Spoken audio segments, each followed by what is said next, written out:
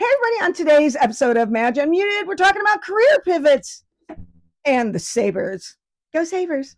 We're starting playoff hockey this week, round 2, Stanley Cup playoffs. Anyway, we're talking career pivots. We all make them. It's okay. Or if you're just having a life pivot. If you got to change something around, change it up. Or if you lose some big hockey game and you really suck and they let you go and you got to find a new career, we'll talk about that. Hopefully it's none of the Sabres, though. Okay, on today's Madge Unmuted. Hey, everybody, and welcome to another episode of Madge Unmuted. I am your hostess, Madge Madigan. Welcome.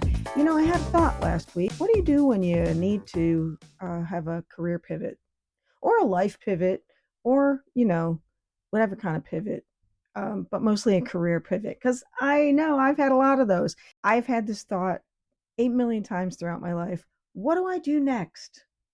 Oh, I just want to add, see, I got my Sabres gear on.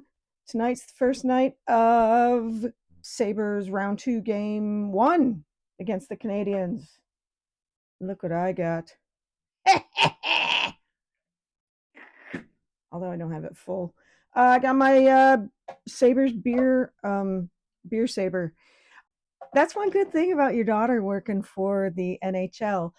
She works in a department that if somebody wants to manufacture something, they have to send a sample to the NHL for licensing purposes. Everything you manufacture with anything to do with NHL, a team, a player, whatever, it has to be licensed. And then you have to pay the NHL, which, that's a nice racket, but but they want to make sure everything's uniform.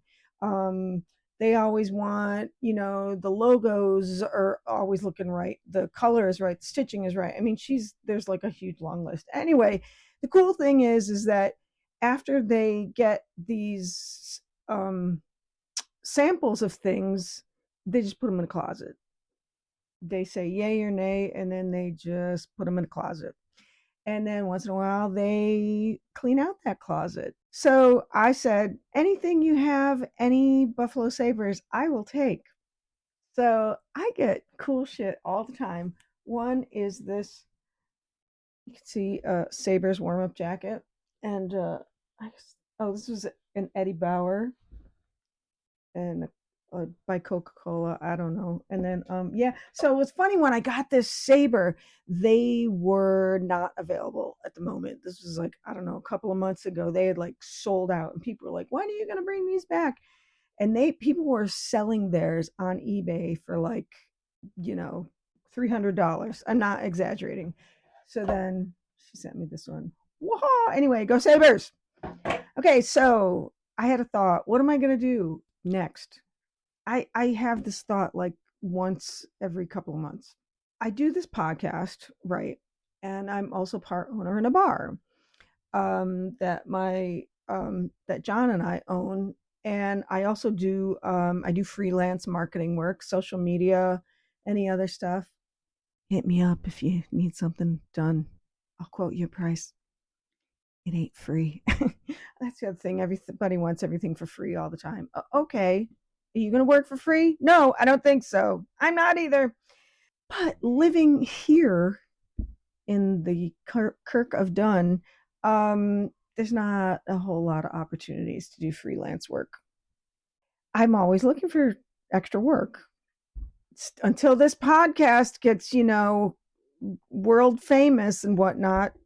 So everybody subscribe and like and everything so that this gets world famous and I don't have to keep looking for work at 60 years old. So, I often think, okay, what can I do? And unfortunately, in my almost 40 years in the workplace, I have had to do a pivot many times. And I don't know if it's whether, I'm not quite sure if it is because I have a short attention span or I get fired. No, actually, I don't.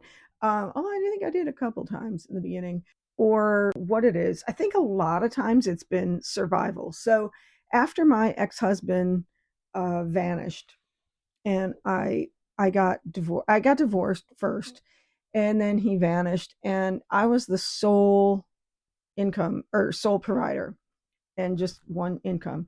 So I was constantly looking for more jobs, extra job, better paying jobs to be able to provide for my kids. And so I was always trying something else. And I think too, I had some pressures from my family that were like, why don't you get a real job?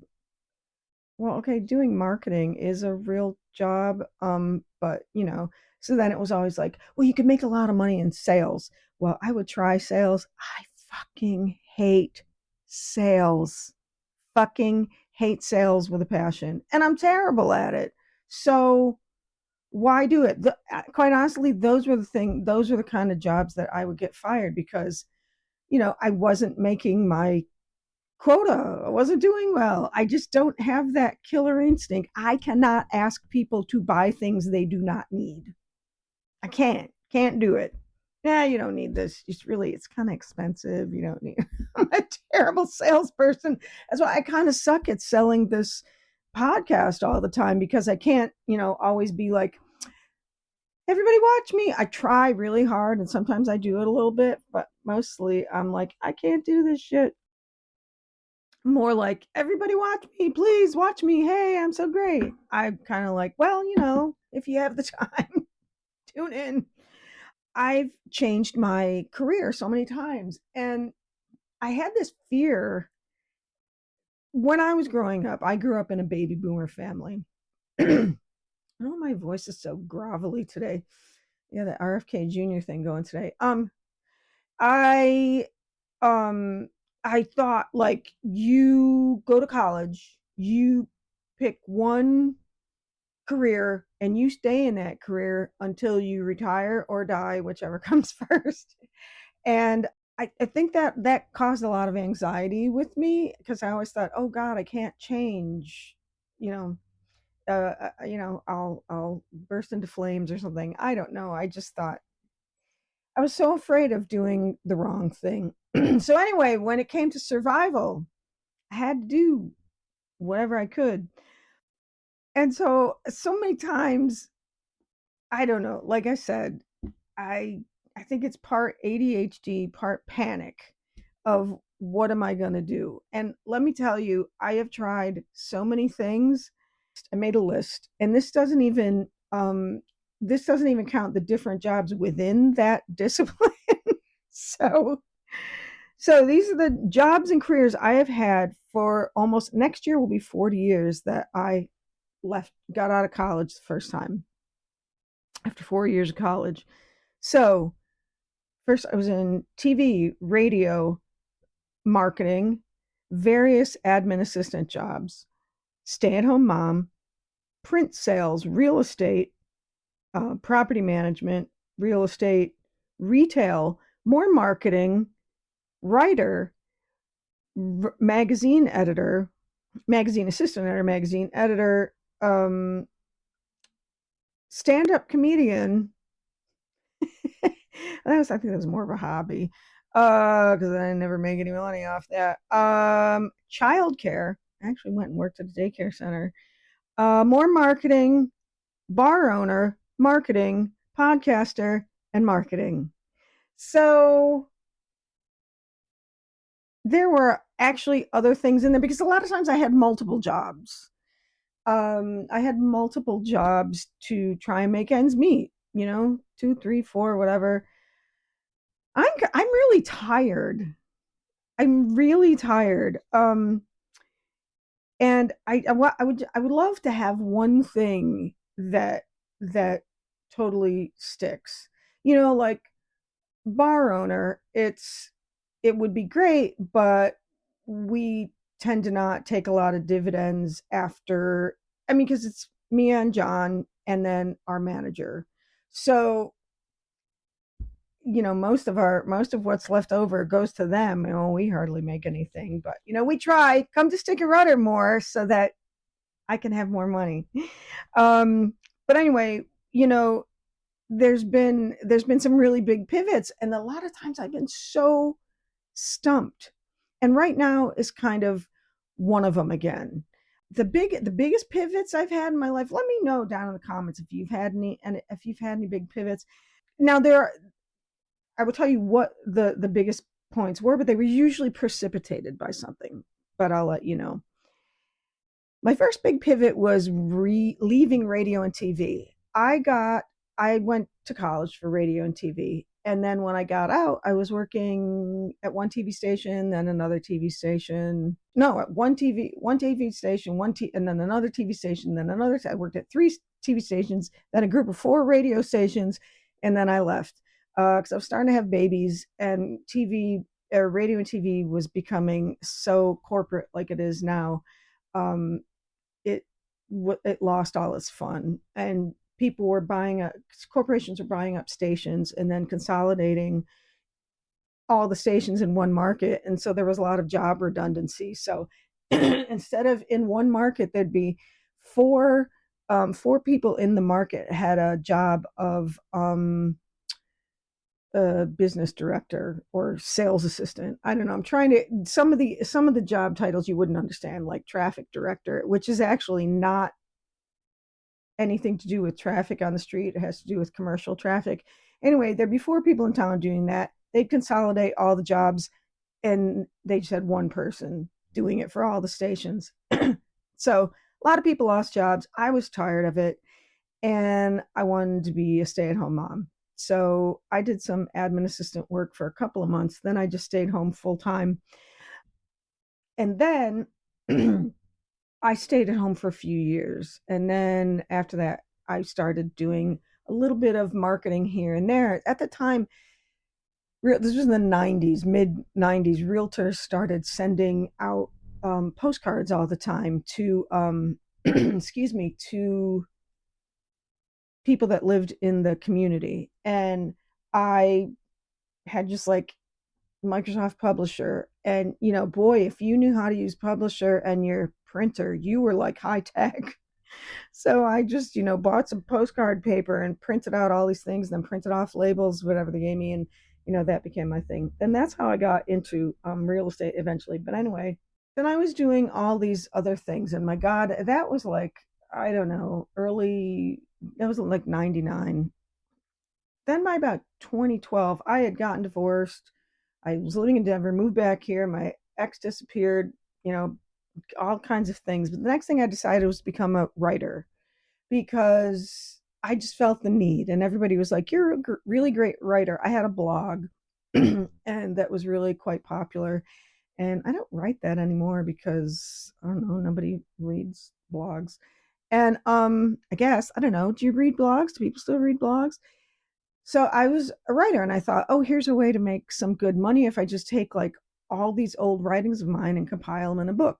And then a friend of mine that owned a women's magazine in Rochester was like, hey, I really like, your stuff. You want to come write for us? So I became a part-time writer for them. Then they needed an assistant editor, and I became an assistant editor. So I was like, editing. I was thinking of content. I was assigning articles. I would get those articles and edit them for the story or puncturing grammar. Which I loved that job.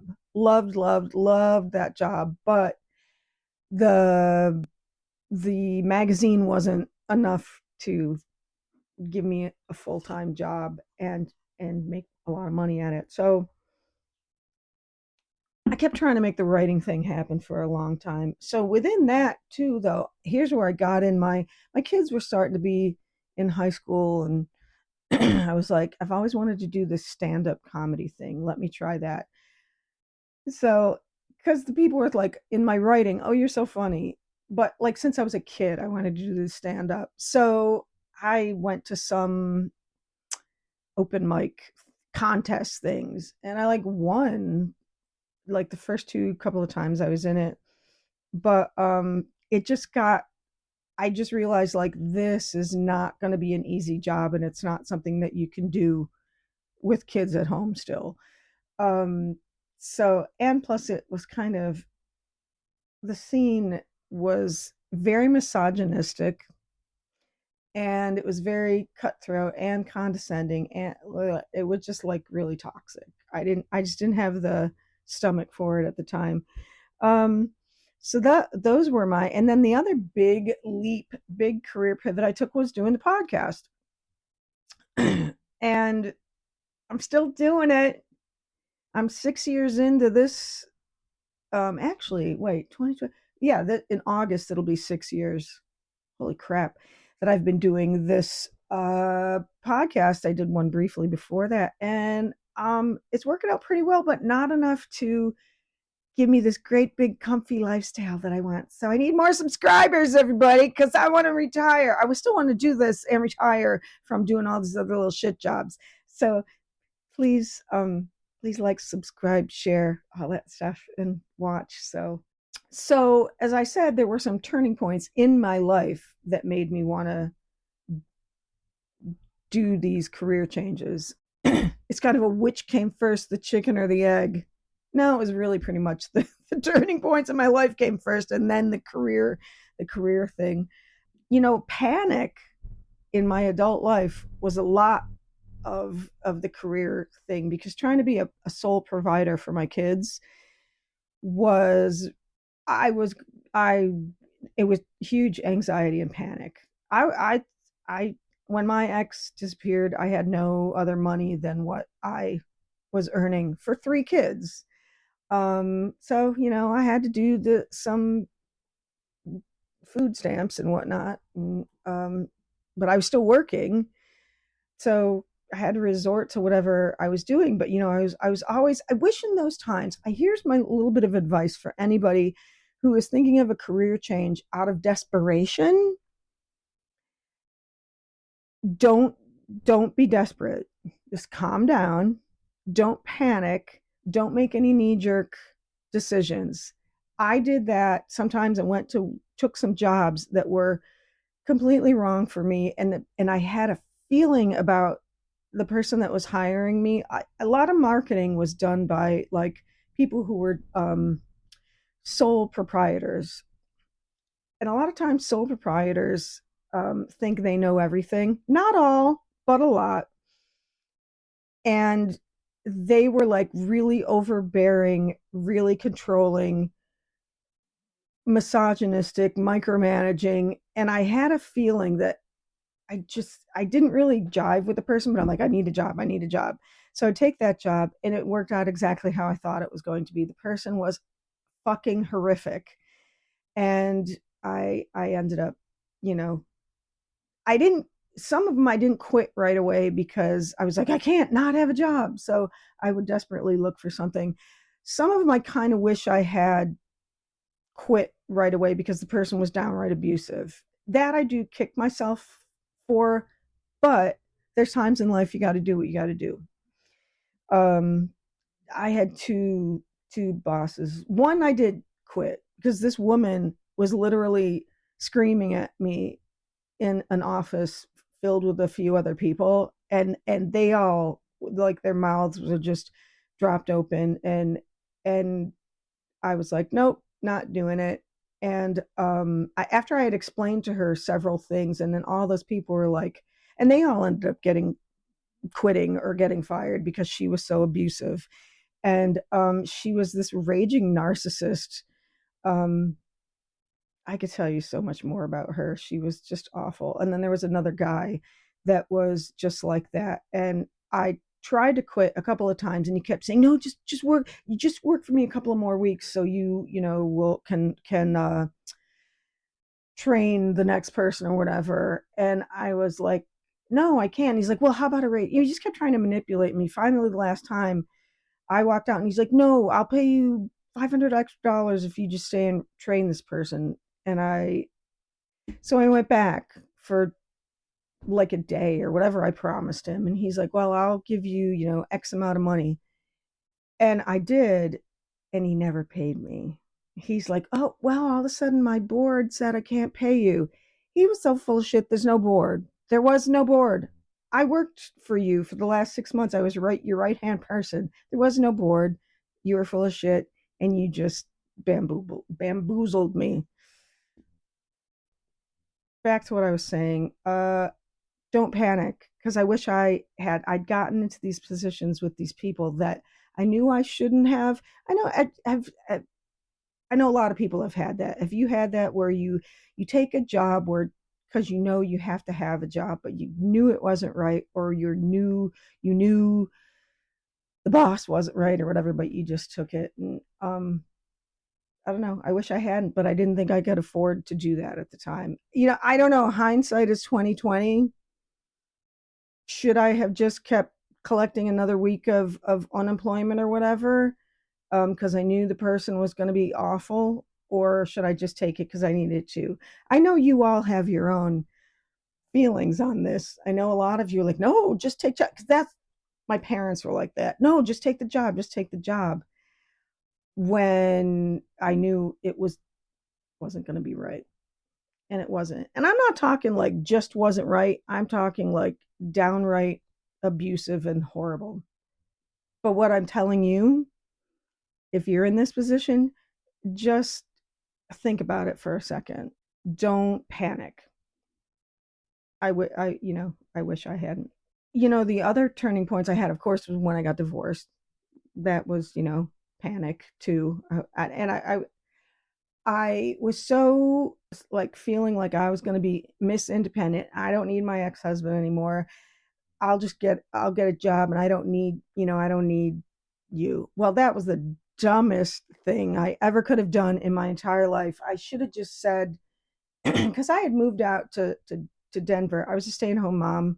He was the one working, and he was the one that cheated on me, and was an alcoholic and did all these things. And why am I like, well, I'll support myself? What a dumbass. What a complete dumbass I was. But I kind of didn't want to be beholden to him. I should have just said, I'm staying home and you're going to pay me. And until I can get a decent job. I didn't do that because we went to a mediator, because honestly, I didn't have the money for a lawyer. And also, I just wanted it to be done really fast. I wanted to get it over with. I wanted to get away from him because it was our situation at the time. I just wanted to get out of it. He was so mean and whatnot. I just want to get out of it. Again, I should have not panicked or whatever. I wish I had been advised differently or had the money for a lawyer. I don't know. Then my other two big pivot moments were when the kids all went to college and moved out. Finally, the last one got, as I had three kids, as each one left, and I was supporting less and less kids. They were supporting themselves. After the last one graduated college and she moved to Connecticut with her sister, it was like, what do I do now? I can do whatever I want. That was a big one because it was the first time I was working. The bar was already going. I was doing some other marketing stuff at the time, but it was okay. I can take a beat to do what I want. I'd already started the podcast, and it was like, okay, now I can do anything I want. That was almost scarier in a different way, because it was like, okay, now I can do whatever I want to do. What do I really want to do? And I stuck with this. And then to compound on that, my God, what was I? That was 2021. So that was 5 years ago. But the year leading up to 60, I turned 60 last June, so it would have been the whole year before that. That was the other big panic. Not panic, but turning 60 was my other turning point. Like, oh my God, what am I going to do? I've made nothing of my life. Like I'm going to peace out tomorrow, But that stuff does that to you. Certain milestones in life do that to you. You never know what it's going to do. But I'm still trying to figure that out. If you have any ideas what I should do for a living that'll actually make money, I'm doing what I love right now with this. So if you could tell your friends to come and watch, I would greatly appreciate that. But to tie it back in, career turning points, it's okay. And I've told my kids that. Even when they went to college, I was like, if you want to change majors, go ahead. Try not to do it, weekly, monthly, semesterly, or anything, but take a good long, inventory and think these things through. And then also when they got out of college, I said, they were all looking for things. And I don't think any of them got their first job that was, the dream job or what they really wanted. I said, take the first job. Take a job. If it's not quite right, take it to get your resume started. You don't have to be at it forever. Um, that's the beauty of how we are in this day and age. Because when I was in college, you had to never have any career changes or job changes on your resume. Oh my God, in the 80s, that was a no, no. Wow, look at all these different jobs they have. Now, they don't even blink twice. You have a different job every year. Nobody thinks twice about it. Because now the job market has completely changed. Employers have made it that way because they don't make it easy. There's no loyalty. They'll can you at the minute they're not making, budget or whatever, or um, there's no loyalty for an employee to stay and move up. There's no moving up. There's not even raises half the time. So employers have made the culture so that people jump from job to job in order to go up the ladder. They're kind of, zigzagging up the ladder rather than staying at, Acme widgets and going straight up that ladder for 30, 40 years. That doesn't happen anymore. But yeah, when I was, it was like, oh, I see a lot of jobs here. Why have you changed? That would put the fear of God in me. And even staying home, staying as a stay-at-home mom, I had this gap. Oh, what are you doing? I stayed at home. Oh my God, that's to employers a fate worse than death. I don't know how it is now, if it's gotten any better, but my God, if you were out of the workplace for 3, 4, 5 years raising kids, you might as well. You go right back down. Even if you were like a senior manager or whatever, you go right back down to receptionist level that employers are looking at you for. Is awful. Women, I'm talking about. Guys, I don't know, they seem to make shit up easier, but I don't know. It was always like, God forbid. They made it so when I was younger, you either were a mom or you worked. It wasn't till, the years went by in the 80s that employers figured out this is how it's going to be now. And we got to make do with this. But anyway, we're at a point now where it's not life or death if you're at a place for 2 years, a year, 5 years, and then you go to the next place. So don't worry about it. I wouldn't jump somewhere every month or every 6 months, but take your time, figure it out, take a breath, figure out where you want to go next, what you want to do next. If you get a job, offer, weigh it out. If you absolutely have to have a job, take that job. I know there's a lot of people that are like, if you're on, unemployment, you need to get right off unemployment. And unemployment is there for that reason. If you're going to get off unemployment to take a job that's paying you that costs less than you were making on unemployment, that doesn't really make much sense, especially if you needed to stay at that income level to provide for other people in your family. I have known people that have taken jobs where they were making less than they were at the last job or on unemployment, but that was they were able to. They had another income in the family, or they were just themselves, or if they were making such a ridiculously high income before they could afford to. That's up to the person. Don't judge. It's not your goddamn business to judge. On anything in life, damn it. Stop doing it. Anyway, that's it. That's my final thoughts on career pivots. Take your time. Don't panic. Don't be afraid. Career pivots happen, whether unintended or intended. You can do it all. Do what you want. Take it from me. I'm Madge Unmuted. Thanks everybody for joining me. Remember to subscribe, share. Tell all your friends about Madge Unmuted. I would really love that. And I hope that you'll join me next week on the next episode of Madge Unmuted.